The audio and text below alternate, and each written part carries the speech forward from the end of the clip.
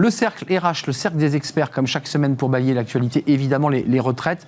On reviendra sur ce qui a été supprimé par le Conseil Constit avec l'index senior, le CDI senior et la visite médicale qui évidemment fait grincer des dents. Mais le gouvernement devrait annoncer la semaine prochaine de nouvelles mesures, de nouvelles propositions parce que la question du travail, des conditions de travail, de la pénibilité, le président Macron a décidé qu'il fallait s'atteler à tous ces sujets. On parlera du chômage selon une étude Indeed qui pourrait remonter et puis on parlera d'un autre sujet sur ce fameux CDI un peu particulier dont on vous expliquera la technique, c'est multi-remplacement, c'est-à-dire qu'on peut avoir plusieurs postes. On y reviendra avec mes invités. Olivia Copin, ravie de vous accueillir, fondatrice du cabinet Just Business, enseignante au CELSA, ravie. France Delamarre, ravie de vous accueillir, vous êtes une nouvelle experte, ravie de vous accueillir sur le plateau, responsable de SIA Institute, qui est le centre de formation, l'organisme de formation de SIA Partners.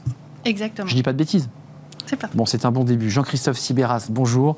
Vous êtes le CEO et le cofondateur de New Bridges et DRH dans le public, dans le privé, avec un regard évidemment sur ces questions de ressources humaines et de rapport au travail. Commençons par, c'est un peu loin, mais ça a des effets aujourd'hui dans le discours et l'allocution du président Macron.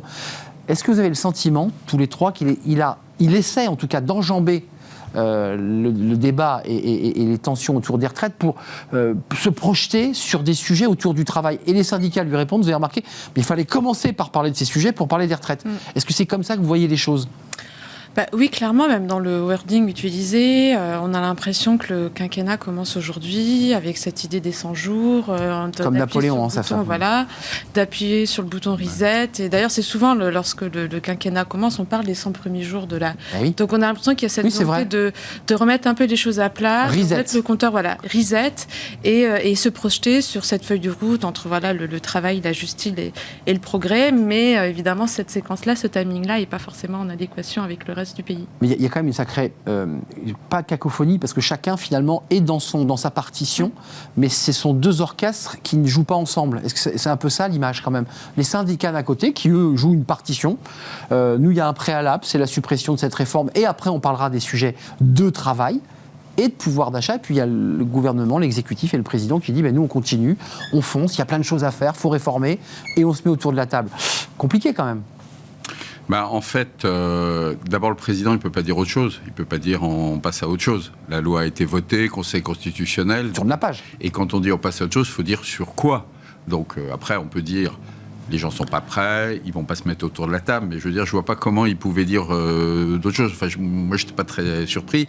Les syndicats, d'ailleurs Laurent Berger l'a dit, il faut un délai de décence. Mais en disant qu'il faut un délai de décence, ça veut dire qu'il y aura un début, qu'il y aura une fin à ce délai, et qu'ensuite, on va quand même se remettre au boulot. Et puis moi, j'ajouterai un truc qui est quand même très, très important, c'est qu'il y a quand même beaucoup d'endroits où on est au boulot en ce moment, où on discute avec les syndicats dans les boîtes. Il y a des accords. Moi, j'en signe un demain avec deux organisations syndicales dans la commune où je suis. Je m'occupe de ces questions. CGT, CFDT, voilà. Donc c'est normal, si vous voulez. C'est un peu comme les grèves au début. On fait grève, puis à la fin, c'est pas facile de se remettre à bosser ensemble dans des boîtes. Là, on connaît. Il y a toujours un moment où va falloir un peu reprendre langue. Il s'est dit des choses pas faciles. Il y a eu des mots qui ont été envoyés à la figure des autres. Il y a un sentiment de défaite, Jean-Christophe Sibéras. Au-delà de ça, il y a l'idée quand même que certains ont perdu, puis d'autres ont gagné. Et ça arrive que des grèves, il y a un échec, et qu'au bout d'un moment, de toute façon, la vie, elle est plus forte. France Delamarre, SIA Partners, sur ces sujets de travail, on prend le problème, parce que sur les sujets de contenu posés par le président Macron, il parle d'impact de la vie au travail, il parle de pénibilité, enfin je veux dire, il essaie de s'emparer des sujets qui sont concernants. Je mets bien de côté le pouvoir d'achat, puisque pas un mot sur la question de pouvoir d'achat, qui risque de monter. Qu'est-ce que vous en pensez de cette méthodologie-là? Il a raison d'enjamber les retraites pour se projeter, en quelque sorte, sur les vrais sujets? Bien, moi j'ai envie de dire que ça commence maintenant, la réforme des retraites, parce que les vrais sujets, ce sont les sujets sociaux. C'est le comment on maintient dans l'emploi les seniors. Et comment on prévient l'usure professionnelle. Comment on se dote de dispositifs qui permettent d'activer cet emploi des seniors jusqu'à 64 ans. Juste un mot quand même, vous avez vu que le Conseil constitue, alors là en l'occurrence c'est pas l'exécutif, c'est des grands sages, ont quand même supprimé tous les sujets dont vous parlez. Vous dites, c'est des sujets essentiels, on aurait pu imaginer que le Conseil constitue dise, après tout, pénibilité, visite médicale obligatoire à 61 ans, supprimé, index senior pour quand même commencer à classifier la pénibilité des métiers quand on a plus de 55 ans. Tout ça supprimé. Donc comment on peut l'expliquer, comment vous le regardez ? Quel est le choix de l'exécutif ? En fait, cette réforme des retraites, le timing, il pouvait pas la faire l'année prochaine. Vous avez les JO. Ensuite, on se rapproche quand même des prochaines élections présidentielles. C'était le timing, c'était celui-là, celui qui a été choisi par l'exécutif. Emmanuel Macron s'est toujours incarné comme un président réformateur, un président jupitérien. Là-dessus, il trompe pas complètement son ADN non plus. Non, mais il est et c'est égal vrai à lui-même. Au-delà, je pense qu'en fait, cette crise des retraites, elle va effectivement, on va se projeter sur ce sujet. Ça laisse des cicatrices mais quand même. Non seulement ça va laisser des cicatrices, mais finalement la crise elle va changer de nature, c'est-à-dire que ça sera plus sous forme de grève, etc. Mais je pense qu'à chaque fois que le président va prendre la parole dans tel et tel endroit, vous allez avoir des manifestations, et puis surtout ça laisse une trace dans le débat démocratique. Un chant pyrénéen. Oui. D'ailleurs, ce qui est assez surprenant quand même, compte tenu de juste après l'allocution. Mais ça laisse une trace aussi, je pense, dans une forme de crise démocratique, c'est-à-dire il y a cette espèce de cassure entre une partie de la France qui trouve que Emmanuel Macron gouverne de manière très verticale, et c'est ça aussi qui est remis en cause. Crise démocratique ou pas ? Parce que vous nous dites, en entreprise, parfois on se tape un peu dessus, on se dit des mots durs, il y a le DRH qui monte le ton, le syndicat aussi, puis à un moment donné on se remet autour de la table, on rediscute et puis on rebâtit ensemble. Quand même, là, on va avoir du mal à recoller les morceaux. Il y a quand même une unité syndicale historique, un mouvement social d'une densité incroyable, le sentiment d'un échec parce qu'ils n'ont rien eu et rien gagné, le Conseil constitue qui règle un certain nombre de points, notamment la visite médicale qui est pas anodine.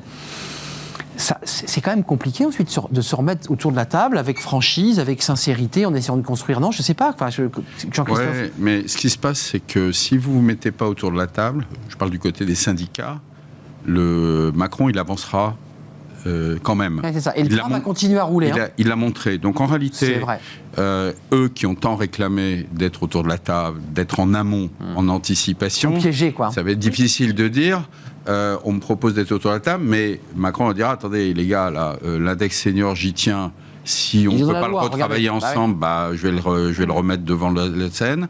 Les partenaires sociaux eux-mêmes, ils ont fait un accord sur le partage de la valeur ajoutée, la valeur. Ils n'ont pas tous signé d'ailleurs, il faut le préciser. Oui, mais enfin c'est un accord très majoritaire. Et donc, il va bien falloir qu'il soit, et le gouvernement va annoncer avant l'été, le texte se suit. Et puis, je ne sais pas si vous avez remarqué, il a dit, pour d'autres sujets, des sujets peut-être plus lourds sur le travail, il a quand même parlé du partage des revenus. Il a dit sur la qualité il ne cite pas le mot pouvoir d'achat, mais il parle de la qualité de vie au travail. Moi, je vous donne plutôt jusqu'à la fin de l'année pour vous mettre au boulot. Sachant que par ailleurs, ils ont aussi le sujet de l'assurance chômage, parce qu'avant la fin de l'année, il faut qu'ils se remettent aussi. Donc, de toute façon, s'ils ne le font pas, si vous voulez, il y a un moment donné, le risque, quand même une direction... C'est comme dans les entreprises, d'une certaine manière. L'employeur vous dit à certaines fois, soit on se met autour de la table et on arrive à un accord, soit, de toute façon, moi, il faut que je dirige la boîte, donc je décide. Donc, du coup, ça pousse à la négociation à chaque fois. Donc, vous soutenez plutôt, Jean-Christophe, sans vous ranger dans une petite boîte, mais vous soutenez plutôt la stratégie d'Emmanuel Macron, si je vous entends bien. Vous dites, après tout, il va continuer à accélérer et les syndicats vont rester sur le quai. Non, je pense que les syndicats vont revenir autour de la table. D'ailleurs, le fait d'avoir parlé d'un délai de décence, ça voudrait dire que ça veut dire qu'il y a un délai. On ne sait pas très bien lequel. On ne va pas manifester pendant 6 mois. Ce délai va s'arrêter et qu'il va se passer quelque chose. D'ailleurs, très honnêtement, il y a déjà de temps en temps des contacts qui commencent à se reprendre en ce moment sur tel ou tel sujet. Mais les contacts n'ont pas réellement été rompus, au moins avec les conseillers d'Elisabeth Borne et de certains conseillers à l'Élysée. Tout le monde le sait, ce qui est assez normal. Basculons sur le chômage, parce que par ailleurs, dans le débat travail, vous avez vu ce qui monte, il y a la semaine des 4 jours, voilà, il y a cette idée quand même que qualité de vie au travail, vie pro, vie perso. Puis au même moment, on est en train de nous dire dans certains articles de presse que les Français ne travaillent pas assez. Vous voyez, on est un peu quand même sur une ligne de crête là en ce moment, non ? Vous n'avez pas ce sentiment-là sur ce rapport au travail ? Comment vous le vivez, vous, à travers SIA Partner ? Est-ce qu'on n'est pas un peu déboussolé là ? On nous dit qu'il faut moins travailler, en même temps on nous dit qu'on ne travaille pas assez. C'est compliqué quand même. Tout à fait. Et c'est là l'ambivalence. Et puis quand on regarde les chiffres du chômage, effectivement, on sent que ça décroît, on sent que on se rapproche, on espère se rapprocher du plein emploi, mais quand même avec des difficultés conjoncturelles qui laissent à penser qu'on n'y est pas encore tout à fait. 7,2, c'est stable. Exactement, stable. Mais ça ne baisse pas. Ça ne baisse pas, et on peut aussi sentir, si on regarde la géopolitique, si on regarde la conjoncture, si on regarde etc., on peut sentir quand même des signes annonciateurs d'une certaine reprise du chômage. Je voudrais juste utiliser ce chiffre Indeed, parce qu'il y a le dossier ukrainien et qui nous empoisonne la vie, mais il y a le dossier de Taïwan qui est en train sérieusement de monter, il faut en parler. On serait, selon les chiffres d'Indeed, à 7,9, qui est un taux de chômage prévu en France pour fin 2024, contre 7,2 aujourd'hui. Donc ça c'est économiquement, c'est pas un très bon signe, et je rajoute que les agences de notation arrivent et sont arrivées en France pour examiner notre dette, et qui est un autre élément peut-être qui pourrait expliquer d'ailleurs la réforme des retraites. Comment vous le regardez ce chiffre? Parce que on nous annonce un plein emploi à 5,5 et là on n'y va pas, on va dans l'autre sens. C'est sûr qu'on voit bien aujourd'hui que le président de la République ne peut pas tout, même s'il a parlé de ces chiffres du chômage lors de son allocution, puisqu'il y a une guerre psychologique qui s'est mise en place aussi depuis le Covid, c'est-à-dire un contexte psychologique qui n'est pas quand même favorable à l'emploi. Vous l'avez dit, donc les problèmes sur la scène internationale. Et donc tout ça, ça vient de rajouter de l'insécurité à un marché qui est déjà fragile. Un climat qui n'est pas sain. Et effectivement, je ne pense pas qu'il y ait un marché du travail. Le marché du travail, aujourd'hui, il est très contrasté. Vous avez des secteurs qui sont très attractifs, qui marchent bien et qui captent une population très, très éduquée, très instruite, où là, effectivement, il y a cette volonté d'avoir un autre rapport au travail. Donc on va parler de la semaine de 4 jours. Et puis vous avez des secteurs qui sont complètement sinistrés, qui ont du mal à attirer les talents, qui ont du mal à embaucher. Et là, effectivement, c'est compliqué. Donc il y a vraiment des réalités différentes. Je dirais qu'on a une justice à plusieurs vitesses, on a une éducation à plusieurs vitesses, on a aussi un marché du travail. Le président a annoncé des embauches pour les embauches dans la justice, qui est l'enfant pauvre. Un chiffre quand même sur les créations et destructions d'emplois en France. 2021, 879 000, évidemment c'est le Covid. 2022, 432 000 et moins 19 000, moins 69 000 en 2024, qui vient un peu matiner ces chiffres Qu'est-ce que vous en pensez, Jean-Christophe Sibéras, sur ces indicateurs qui ne sont pas si bons que cela? C'est-à-dire qu'on nous avait, et Elisabeth Borne sur ce plateau, ministre du Travail, nous avait dit qu'ils iraient dans un temps rapide au plein emploi 5,5. Là, on n'y est pas. Alors, d'abord, l'objectif plein emploi de Macron, c'est pour la fin du quinquennat. Donc, ça nous amène à 2027. C'est un peu le sparadrap, attention. Les fameux 5. Ouais. Deuxièmement, franchement, je ne sais pas comment on fait pour dire en 2024 qu'il y aura plus de 19 000 ou moins 19 000. À mon avis, j'attends de voir. Je suis d'accord. Deuxièmement, la Chine n'a pas redonné tout sa potentiel de croissance et de redémarrage, parce qu'on a vécu quand même avec une Chine un peu... Voilà. Donc le redémarrage de la Chine, avec son effet d'entraînement sur les économies occidentales, il va être très significatif, même si on ne retrouvera peut-être pas les 10 ou 12% qu'on a connus pendant 10 ans. Donc moi, je serais rudement prudent. Après, il y a quand même des réformes en France qui peuvent avoir des effets sur le chômage. Par exemple, la réduction des droits en matière d'assurance chômage. La fameuse réforme. Qui va produire des effets, mais pas maintenant, puisque ça ne produit des effets que pour ceux qui sont rentrés au chômage au 1er février. C'est vrai. Donc le temps que... Voilà. Donc de toute façon, si ce qui est dit est vrai, c'est-à-dire... Ça poussera, vous pensez, les demandeurs d'emploi vers l'emploi. Du terme des durées d'assurance chômage, comme on l'a vu dans les analyses académiques au Canada. Donc effectivement, il y a un effet sur des acceptations de reprise d'emploi. On va plus vite à prendre un emploi. Plus facile, parce qu'on se rapproche de la limite. Mais encore faut-il arriver un peu au terme, parce que c'est à ce moment-là qu'on voit les effets. On n'a pas de recul. Donc il faudra voir. Et également, malgré tout, la retraite, ce décalage de retraite, ça produit ce qu'on appelle l'effet horizon, c'est-à-dire les gens restent plus longtemps. Ça, c'est ce qu'on a très bien vu après la réforme de 2010. Combiné avec la réduction des droits au chômage, dont profitaient pas mal des gens avant leur retraite. Donc, si vous voulez, tout ça, c'est aussi des mécanismes qui seront à l'œuvre en France. On va voir arriver. Il nous reste peu de temps, mais il y a le SMIC. Je voulais juste pas qu'on se quitte sans l'augmentation du SMIC, parce qu'on parle beaucoup d'emploi, de salaire. J'évoquais le fait que le président Macron avait parlé de tout en lançant les grands piliers de réforme, sauf de ce sujet de pouvoir d'achat. SMIC qui augmente d'un peu plus de 2%, mais il avait déjà augmenté, ce qui ferait une augmentation de 6%, me semble-t-il, un peu plus de 6%, presque 7%. Mais il y a quand même un débat sur le pouvoir d'achat, lui aussi, qui semble être plus grave encore que, lorsqu'on voit les chiffres de l'inflation alimentaire, plus grave encore que le débat des retraites. Est-ce que vous avez ce sentiment que c'est aussi un peu une deuxième bombe qui risque d'exploser ? Tout à fait. Et c'est même le sujet numéro 1 dans la tête des Français. Et on le voit avec l'augmentation des prix de l'alimentaire, on le voit évidemment avec des difficultés de consommation, on le voit sur tous les indicateurs. Donc moi je pense qu'après cet effet d'halo sur la réforme des retraites, va revenir le vrai sujet qui est le pouvoir d'achat et cette revalorisation du SMIC est en un sens une bonne nouvelle, mais est-ce que ça suffira ? SMIC et autres salaires, parce que les NAO terminés, les entreprises sont de nouveau sous pression en disant mais le compte n'y est pas, plus de 15% d'augmentation dans l'alimentaire, l'inflation classique progresse. Qu'est-ce qu'on fait ? Parce qu'il y a le débat sur la TVA, il y a plusieurs choses sur la table.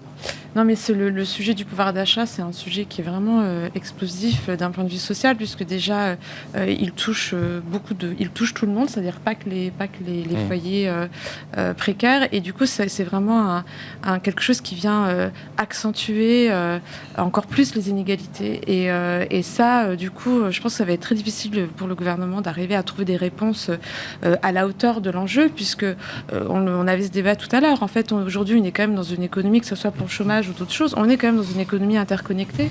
Donc les décisions qui se prennent en Chine aujourd'hui ont un impact dans notre vie de tous les jours. Et ça, quand on est déjà dans un débat de crise de souveraineté où en fait les Français, on confond la délégation avec la confiscation du pouvoir. On l'a vu pendant le débat des retraites, c'est quelque chose qui venait souvent. Mais on l'entend d'ailleurs. C'est quelque chose qui va être très très compliqué. Là, faire de la pédagogie là-dessus, c'est vraiment, je sais du quoi. Bruno Le Maire explique qu'il ne faut pas toucher à la TVA, de toute façon, parce que ça sera les industriels qui, au final, continueront à faire augmenter les prix. On aura un effet, finalement, un peu boule de neige de l'inflation et qu'on ne réglera pas le sujet comme ça. Il y a une solution ou pas ? Où on laisse continuer monter les prix avec des Français qui ont un peu de mal à faire les courses, des produits d'hygiène, j'ai vu que ça avait baissé en volume. Enfin, il y a un vrai sujet quand même là. La solution, c'est peut-être de gagner la guerre en Ukraine. Enfin, il faut quand même se rappeler que l'inflation, mais l'inflation, c'est quand même à la base, l'inflation qu'on vit aujourd'hui, c'est quand même énergétique à la base. C'est quand même l'impact de ce qui se passe, de la crise qu'on vit sur le plan international. Donc, il y a quand même, c'est parti de là. Non, ce que je pense, c'est que gagnons la guerre. Depuis le Covid, il y a un phénomène tout à fait nouveau en France, c'est qu'il y a des pertes de pouvoir d'achat très significatives. Clairement. Parce que les entreprises n'ont pas suivi l'inflation dans les NAO. On voit, il y a un 3,5 en moyenne. Il y a un point de perte de pouvoir d'achat, 1 point, 2 points par an. Et l'année Covid, il y a eu pas mal d'entreprises qui ont serré les boulons, qui n'ont pas forcément fait un rattrapage l'année suivante. Donc là, en fait, on a un effet cumulatif 2020, 2021, 2022 et 2023, parce qu'aujourd'hui, et je pense qu'il y a de la marge, en fait, pour les entreprises pour lâcher du lest. Là, pour le coup, le sujet, il n'est pas... Le SMIC donne un indicateur, mais après, le reste, c'est une discussion dans les boîtes. Bien sûr. Je pense qu'il y a des marges. Pourquoi ? Parce que quand vous maîtrisez les salaires, c'est un enjeu de compétitivité. Mais il se trouve que fort heureusement, la France, en inflation, on est plutôt moins... voilà. Donc, je pense qu'on a une capacité, sans dégrader trop notre compétitivité, parce que tous les autres pays autour de nôtres connaissent tous des crises de pouvoir d'achat, et avec des taux d'inflation qui sont supérieurs aux nôtres. Donc, pour une fois qu'on est plutôt le bon élève en matière d'inflation, je pense que les entreprises ont des marges de manœuvre. Sauf dans l'alimentaire, parce qu'on distingue bien les deux chiffres, 5,7 je crois pour l'inflation générale, mais plus de 15% dans l'alimentaire, qui est quand même un poste essentiel puisqu'on mange tous les jours. Vous en pensez quoi de cette question de... Il y a des solutions sur la table pour régler ce problème, parce que c'est très abrasif comme sujet. Alors, il y a des solutions et effectivement, la revalorisation des salaires, et pas que la revalorisation du SMIC, c'est déjà une solution. Et il faut encore, pour les entreprises, qu'elles puissent se permettre de revaloriser les salaires. Moi, j'entends qu'il y a un peu de gras, non ? Un petit peu de gras aujourd'hui. Est-ce qu'il y en aura demain ? C'est ça. Merci à vous trois. Il ne faut pas que les salaires soient une variable d'ajustement. En entreprise, elles ont pris des factures énergétiques, un certain nombre énorme. Et du coup, par voie de conséquence, elles se sont dit qu'est-ce qui reste pour les salaires. Mais attention, justement, quand on raisonne avec les salaires variables d'ajustement, parce qu'on profite quand même d'un faible pouvoir syndical, parce qu'il ne faut quand même pas comprendre qu'1 million de personnes dans la rue égale grosse pression syndicale dans les entreprises. On est d'accord. C'est pas comme ça que ça marche. Même s'ils ont remonté un tout petit peu en ayant de l'adhésion, pour le dire un peu cash. Comme dirait Laurent Berger, on est content de les avoir, mais est-ce qu'ils resteront ? Ouais, plus de 27 000 pour la CFDT, il faut le préciser. Donc ça a donné envie à certains salariés de reprendre une carte dans un syndicat. Avec une petite moue de Jean-Christophe Sibéras, que je remercie. New Bridges, vous êtes êtes le CEO et cofondateur de New Bridges. Merci d'être venu nous rendre visite. Olivia Copin, Juste Business et enseignante au CELSA. Merci d'être venu. Puis merci à France Delamarre, SIA Partners Institute, l'organisme, la formation de SIA Partners. Merci à vous trois. On tourne une page et on s'intéresse au recrutement dans Fenêtre sur l'emploi, avec l'idée de recruter d'abord en interne au lieu d'aller chasser à l'extérieur. Regardez un peu les forces vives que vous avez dans votre entreprise. On en parle juste après.